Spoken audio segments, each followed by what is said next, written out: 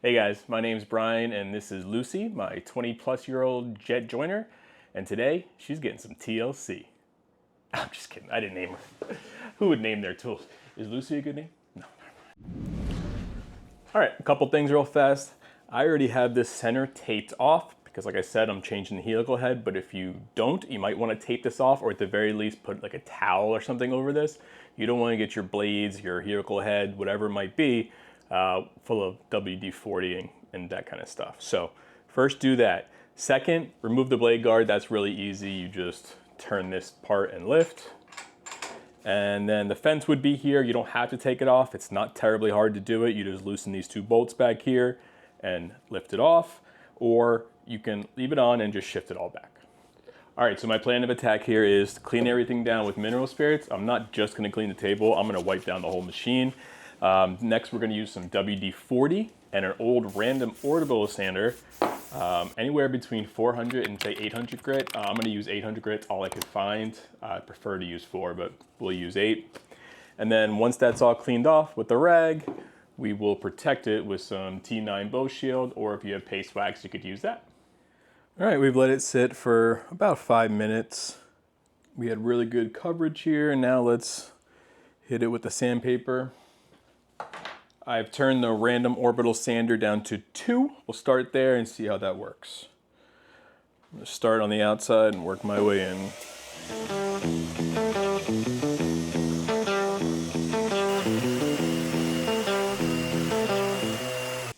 Here's a side note, don't lift up, it's gonna spray everywhere.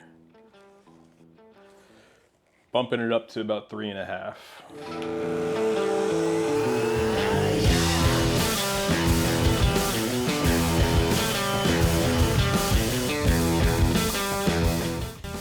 All right, I'm gonna do that one more time.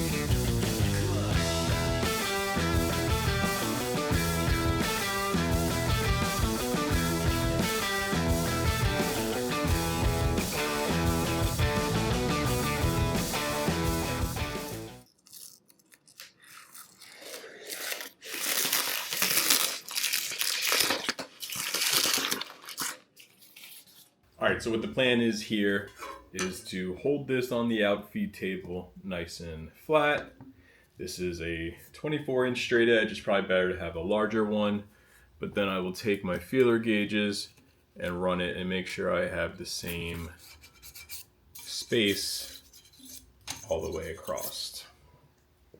And we'll do that at multiple points of this jointer bed.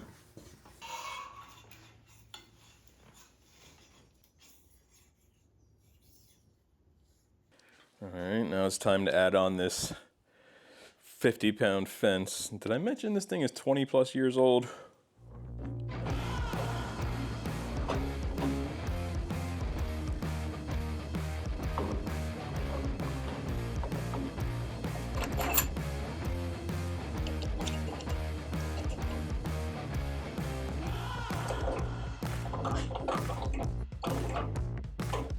All right, we're almost set. This is gonna be one of the last operations. This is now that the table is coplanar, we're gonna make sure that the fence is square to the table.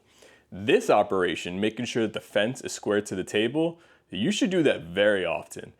You'd be surprised how often that comes out of whack. Like I have a small 2-car garage shop.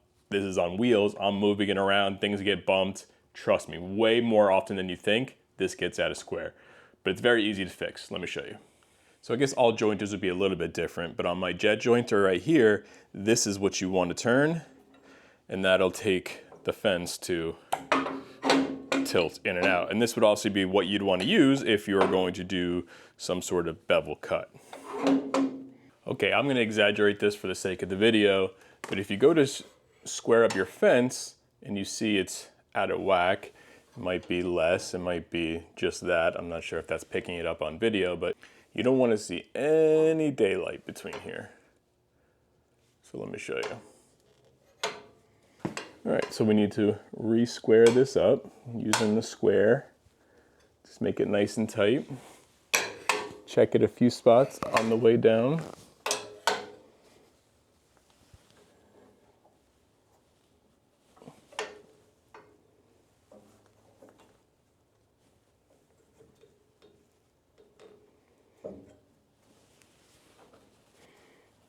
Tighten it down. And of course, come back and recheck it just to make sure it didn't shift at all.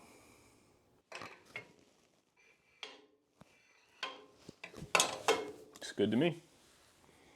I think we're about ready for a test cut.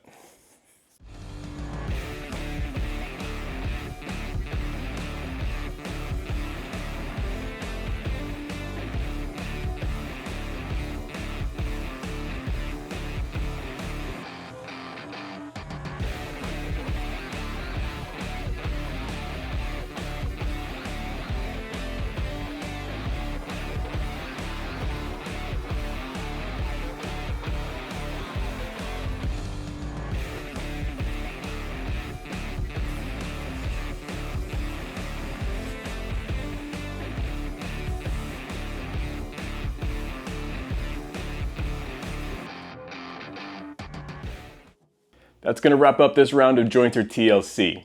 Although it could seem like a hassle at first, if you just take the time to check, clean, and tune up our machines now, in the long run, it's really going to pay off.